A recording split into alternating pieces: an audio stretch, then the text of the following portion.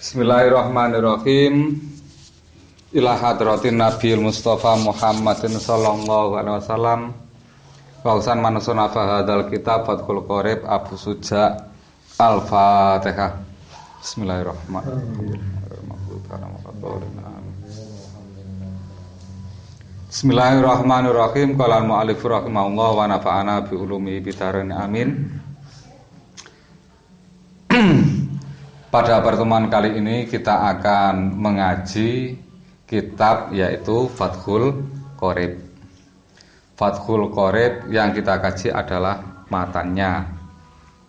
Nah, kenapa kita memilih ngaji Fathul Qorib? Karena di semua pesantren rata-rata ngaji yang dipakai pertama kali adalah kitab Fathul Qorib. Baiklah, kita awali dengan kita baca dulu. Bismillahirrahmanirrahim. Alhamdulillahirabbil alamin wa sallallahu ala sayyidina Muhammadin an-nabi wa ala alihi at-thahirina wa sahabati ajmain. Bismillahi, kita kasih makna ya. Bismillahi kelawan nyebut asmane Gusti Allah. Ar-Rahmani kang maha welas ing donya lan akhirat. Ar-Rahimi tur zat kang maha asih ing akhirat belaka. Alhamdu utawi jinise puji iku lillahi kagungane Gusti Allah. Rabbil alamin kang mengerani wong alam kabeh. Wa sallallahu muga-muga paring rahmat takzim sapa Allah Gusti Allah ala sayyidina ing atase Gusti kita rupane Muhammadin Kanjeng Nabi Muhammad anabi kang dadi nabi wa alihi lan keluargane Kanjeng Nabi at-thahirina pira-pira kang den sucikake wa sahabati lan pira-pira sahabate Kanjeng Nabi ajmaina hale sekabehane. Nanti kita baca gantian ya. Kala ngendika sapa al-qadhi rupane Abu kala ngendika sapa qadhi Abu Suja rupane Ahmadu Kiai Ahmad Ibnul Husain anak lanange Kiai Husain Ibnu Ahmad anak lanange Kiai Ahmad Al-Asfihani kang bangsa Asfihani radhiya muga ngridani sapa Allah Gusti Allah Ta'ala maulur Gusti Allah anhu saking Qadhi Abu Suja. Sa'alan jaluk ing ingsun sapa ba'dul asdiqa pira-pira setengah pira-pira kanca hafadhahu muga-muga jaga ing astika sapa Allah Ta'ala Gusti Allah Ta'ala an a'mala ing yen to agawe sapa ingsun muhtasaron ing ringkesan fil fikhi ing dalem bab fikih ala madhabil imami ing atase madhabe Imam As-Syafi'i kang bangsa Syafi'i. Rahmatullahi ta'ala alaih. Rahmatullahi ta'ala alaih. Rahmatullahi utawi rahmati Gusti Allah ta'ala maulur Gusti Allah alaihi muga tetep ing atase Imam Syafi'i. Waridwanihi lan pira-pira ridane Gusti Allah. Fi ghayatil ihtisari ing dalem katoke ringkes. Ing dalem katoke ringkes. Nek nulis katok dititeni katok. Jangan sampai dibacakan katok, ditulis katok, kemudian disuruh baca menjadi katok. Fi ghayatil ihtisari ing dalam katoke ringkes. Katoke ringkes. Wa nihayatul ijazilan pungkasane ringkes padha lan katoke ringkes utawa pungkasane ringkes. Sudah sampai. Sekarang dibaca gantian Mas Alki.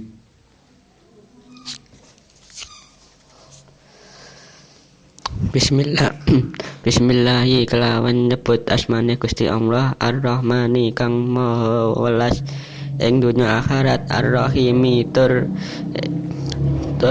kang maha asih ing akhirat blaka. Alhamdu utawi jinise puji iku lillahi kagungane Gusti Allah Rabbil alamin kang mangerani wong alam kabeh. Masallah lan muga paring rahmat takzim sapa Allah Gusti Allah ala sayyidina ing atase Gusti kita rupane Muhammadin Kanjeng Nabi Muhammad an-nabi kang dadi nabi wa alihi lan keluargane Kanjeng Nabi at-tahirina kang den suciake kabeh wa sahabatihi lan pira-pira sahabate Kanjeng Nabi ajmaina hale sekabehane. Kala ngendika sapa al-Qadhi Abu Suja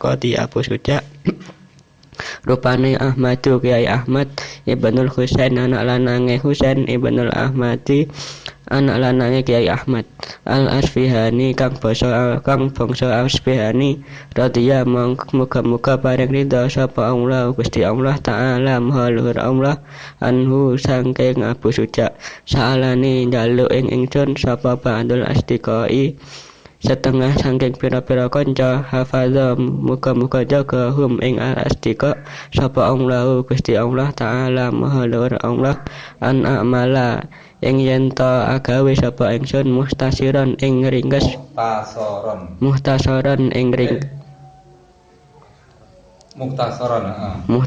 ing ringkes fil fiqhi ing dalem fikih ala mazhabil imami ing atase mazhab Imam Asy-Syafi'i kang bangsa Syafi'i rahmatullahi utawi rahmate Gusti Allah taala maha luhur Allah alaihi ing atase Imam Syafi'i wa ridwanihi lan pira-pira ridane Gusti Allah fi ghayatil ikhtisari ing dalem katoke ringkes wa nihayatul ijazi lan notoke ringkes. Ya. Ganti saya.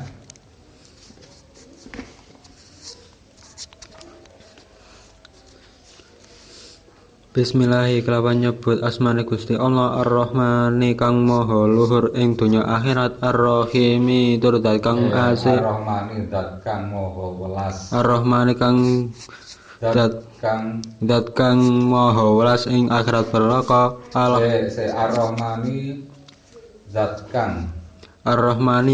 kang welas ing akhirat belaka. Alhamdu utawi baleni meneh. Bismillahi kelawan nyebut asmane Gusti Allah Ar-Rahmani kang maha welas asih Ar-Rahmani zat kang maha welas asih ing dunya akhirat Ar-Rahimi tur zat kang ase ing akhirat belaka. Alhamdu utawi jenise puji sapa Allah iku Allahu iku santai ae iku lillahi kagungane Gusti Allah Rabbil alamin kang mangerangi wong alam dunya wong alam kabeh Rabbil alamin kang mangerani wong alam kabeh wasala lan mugi-mugi wasala lan mugi-mugi paring rahmat takzim sapa Allahu Gusti Allah ala sayyidina ing atase Gusti kita rupane Muhammadin Kanjeng Nabi Muhammad an-nabi kang dadi nabi wa alihi lan keluargane at-tahirina Kanjeng Nabi at-tahirina kang den suciake kabeh wa sahabatihi lan pira-pira sahabate Kanjeng Nabi ajmaina khali sekabehane kala ngendika sapa al-Qadhi Abu Suja rupane Ahmadu Kiai Ahmad Ibnu Husaini anak lanangi Husain Ibnu Ahmadi anak lanang Kiai Ahmad lil Asfihani kang bangsa Asfihani radhiya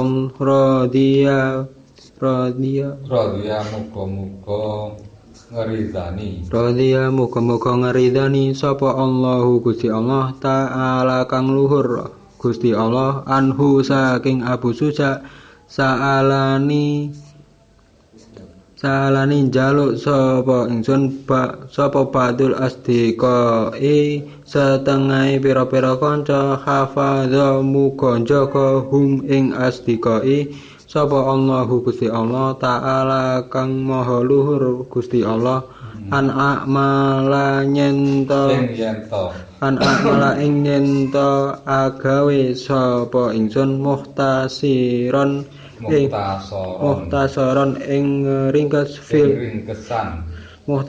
ing ringkesan fil fikih ing dalem bab fikih alamat habil imami ing atase madhabe Imam Asy-Syafi'i kang bangsa Syafi'i rahmatullahi utawi pira-pira rahmate Gusti Allah taala kang maha luhur Gusti Allah iku alaihi muga tetep ing atase Imam Syafi'i waridwanuhu lan pira-pira ridhone Gusti Allah fi ghayatil ikhtisari ing dalem kata ringkas wa nihayatul ijazi lan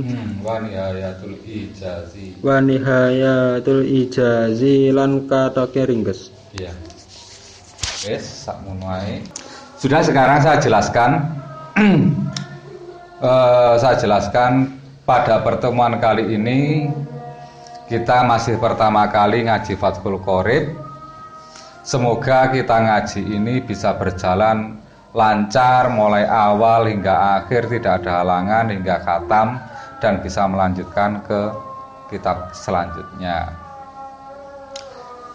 Itu untuk yang mengawali. Yang kedua, di sini akan saya jelaskan Bismillahirrahmanirrahim, Alhamdulillahirabbil alamin.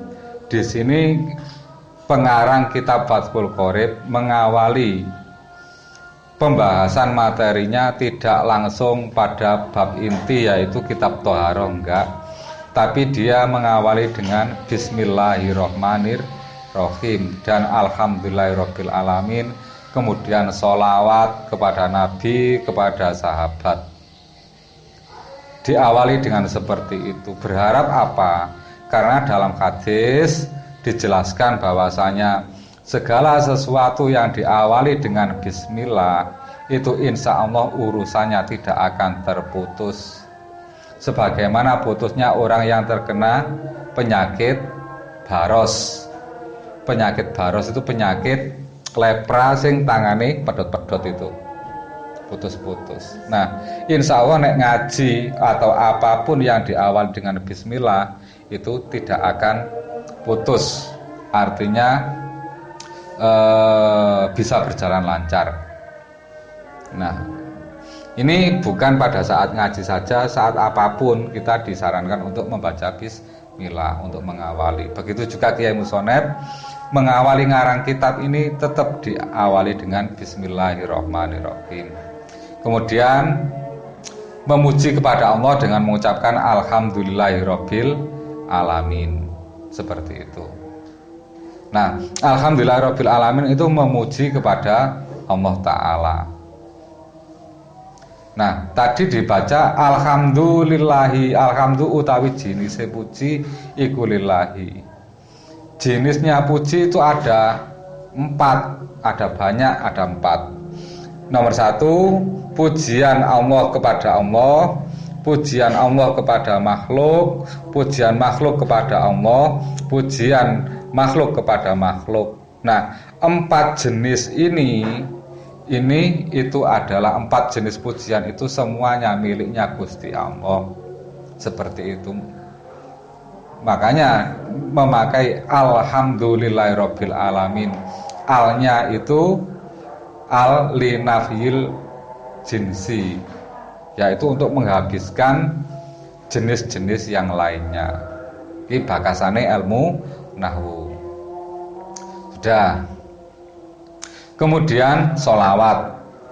Pengarang kitab membaca sholawat, mendoakan kepada Nabi, kepada keluarganya Nabi, Karena keluarga Nabi insya Allah semuanya orang-orang suci. Kemudian para sahabatnya Nabi semuanya tanpa terkecuali sahabat Abu Bakar, Umar, Utsman, Ali, dan sahabat yang lainnya. Terus setelah membaca bismillah, alhamdulillah, membaca sholawat, baru pengarang kitab mengatakan Qolal Qadhi Abu Suja Ahmad bin Husain bin Ahmad al-Asfihani. Pengarang ini namanya Abu Suja.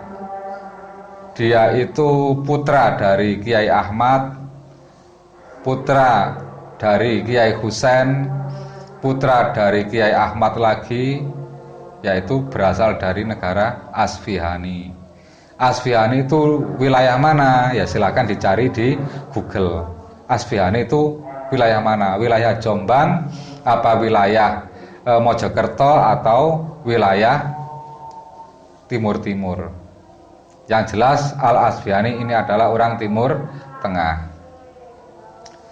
Kemudian Abu Suja pernah berkata, Sa'alani ba'dul asdiqai hafadhamu wa ta'ala an a'mala mutasaron fil fiqhi. Abu Suja ini dimintai oleh sebagian teman-temannya untuk membuat ringkasan masalah fikih yang bermadhab Imam Syafi'i. Ringkasan itu berarti kesimpulan, ringkasan-ringkasan dari banyak materi kemudian diringkas, itu namanya mukhtasar. Nah, di sini Kiai Musa menjelaskan bahwa teman-temannya itu meminta, padahal yang meminta itu bukan teman-temannya. Yang meminta itu adalah murid-muridnya. Tapi Abu Suja ini mengatakan murid-muridnya itu sebagai teman. Karena Abu Suja menganggap bahwasanya santri atau murid itu adalah teman belajar. Makanya dia menyebut dengan asdiqo, teman. Tidak menyebut murid saya meminta suruh membuatkan ringkasan tentang ilmu fikih, enggak. Tapi dia menyebutkan teman-teman saya meminta untuk membuatkan ringkasan khusus ilmu fikih bermadhabkan Imam Syafi'i. Disuruh membuatkan ringkasan fi ghayatil ikhtisari wa nihayatul ijazi. Disuruh membuat ringkasan ilmu fikih seringkas-ringkasnya dan ijaz. Ijaz itu kalimat sedikit kaya makna. Itu namanya ijaz. Jadi ini disuruh membuatkan kitab seringkas-ringkasnya, kemudian dengan menggunakan kalimat-kalimat ijaz. Kalimat sedikit kaya makna. Seperti itu. Nah, kitab ini apa betul kitab yang ringkas? Ternyata sudah teruji bahwasanya kitab Fathul Qorib ini adalah kitab yang ringkas. Buktinya apa? Pertama, kitab ini dipelajari di seluruh pesantren Indonesia. Nomor 1. Kalau ada pesantren kemudian tidak mengajar kitab ini, berarti bukan pesantren. Di musola-musola, di masjid-masjid pun juga kalau ngaji kitab yang dipakai adalah kitab ini. Itu yang pertama. Yang kedua, kitab ini dibuktikan bahwasanya kitab paling ringkas dari ribuan kitab fikih. Alasannya kitab ini disarai lebih dari 10 kitab. Pertama, ini Fathul Qorib Mujib ini termasuk mensarai kitabnya Abu Suja, Fathul Qorib. Atasnya lagi kitab Fathul Mu'in juga mensarai Fathul Qorib, menjelaskan kitab Fathul Qorib. Kemudian atasnya lagi Fathul Wahab. Fathul Wahab pun juga menjelaskan tentang matanya Imam Abu Suja ini. Disarai lagi. Kalau Fathul Mu'in itu sekitar 200 halaman. Kalau Fathul Wahab itu sekitar 800 halaman. Kemudian kitab Abu Suja ini disarai, ada lagi yang menyarai namanya kitab Mahali. Mahali itu 4 jilid. per 400 halaman.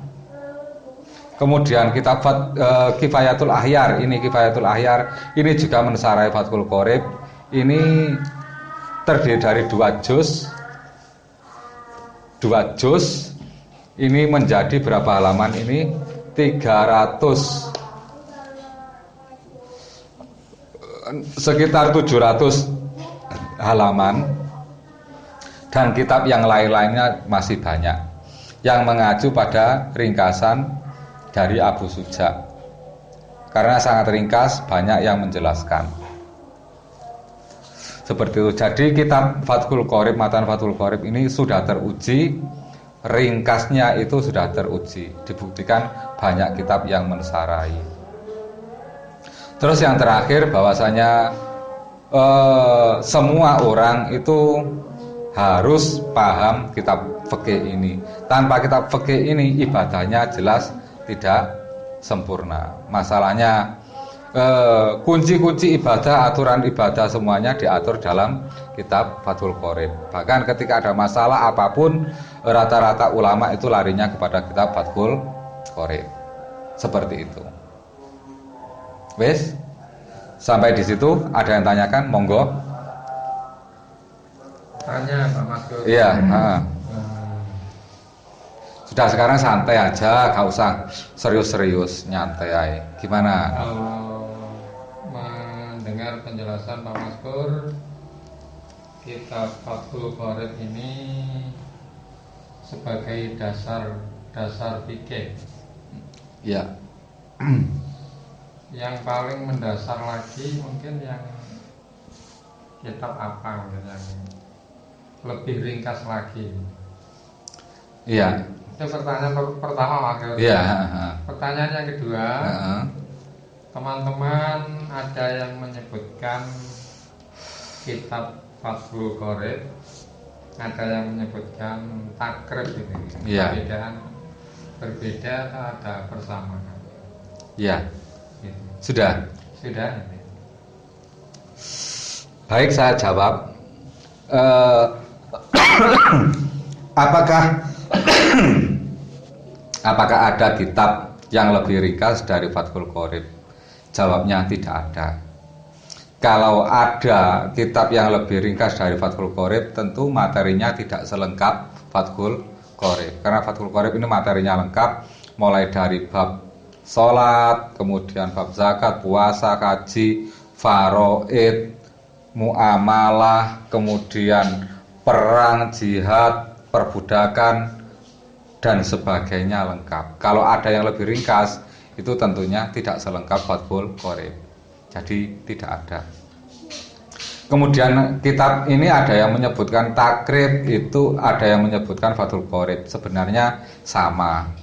Untuk orang Jawa itu kan cari kalimat yang penak diucapkan. Abdurrahman tadi Drakman. Abdurrahman tadi Drakman. Jadi Fathul Qorib itu terlalu sulit untuk diucapkan oleh orang Jawa. Enaknya disebut takrib. Gurunya juga menyebutkan ngaji kitab takrib. Nah, takrib itu ya Fathul Qorib itu tidak ada bedanya, sama saja. Cuman mempermudah orang untuk mengingat dan mengucapkan. Itu kitab takrib atau Fathul Qorib. Seperti itu. Ya, cukup. Cukup, ya. Terus enek takon apa meneh? Nek kalian pikir makna nih sami mboten. Terus kan mboten sami kali sini kan. Perbedaan. Fikih makna sing ndi? Sulam gitu ya. Sulam. Sulam. Makna sulam. Aku gak ero ya. Sing biasa diajarkan Ada kesalahan. sulam taufik. Iya. Oh, kalau ya beda Fathul Qorib dengan fikih makna itu. Fikih makna, fikih makna itu hanya ringkasan karangannya orang Kalimantan. Itu bukan fikih makna, itu mabadiul fikih. Mabadiul fikih itu ada fikih 1, fikih 2, fikih 3. Itu tidak sama dengan ini. Tapi tetap intinya sama, cuman narasi kalimatnya itu dibuat tanya jawab pun juga diambil poin-poinnya. Kalau dengan ini kesamaannya sama-sama bakas fikih, tapi tidak selengkap Fathul Qorib.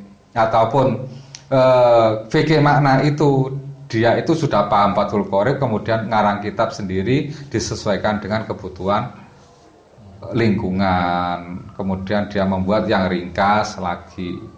Seperti itu. Kalau ngaji Fathul Qorib sampai khatam kan terlalu lama pun juga terlalu banyak. Kalau membuat ringkasan yang di Mabadiul Fikih atau fikih makna itu kan cuman bab-bab sholat, terus bab 2 itu naik lagi, bab sholat diulangi, terus sama bab zakat dan seterusnya. Gak sampai bab nikah, gak sampai bab muamalah, bab faraid, gak ada di situ.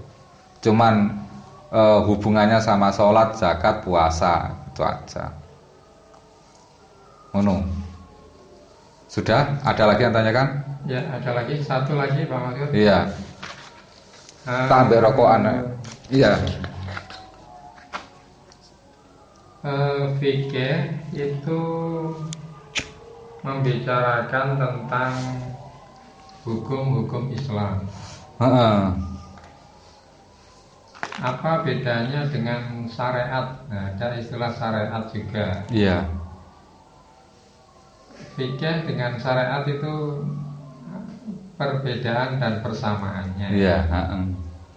Mohon dijelaskan. Kalau gini ya, kita bahas dulu yang namanya syariat. Syariat itu masuk dalam ilmu tasawuf ya. Kalau dalam ilmu tasawuf itu ada tingkatan yang paling rendah itu tingkatan syariat. Naik lagi tingkatan torekot, tingkatan hakekot, kemudian tingkat makrifat, seperti itu. Jadi tingkatan paling bawah itu syariat. Nah, orang itu melakukan ibadah itu namanya syariat. Nah, ilmu yang mengatur tentang ibadah itu namanya fikih. Jadi syariat itu ada ilmunya, dan ilmu yang mengatur syariat itu namanya ilmu fikih. Seperti itu. Jadi bedanya itu kalau syariat itu perilakunya, kalau ilmunya itu namanya fikih. Seperti itu. Seperti itu. Seperti itu. Sudah, ada lagi yang tanyakan? Tidak ada? Kalau nggak ada saya kira cukup. Mari kita tutup dengan, kalau ada pertanyaannya dilanjut besok. Besok masih ngaji. Kalau nggak ada, kita tutup dengan bacaan doa. Semoga kita diberi ilmu yang bermanfaat. Bismillahirrahmanirrahim. Allahumma inni istauda'tuka ma qara'tuhu fardudhu ilayya inda hajati ilai. Al-Fatihah.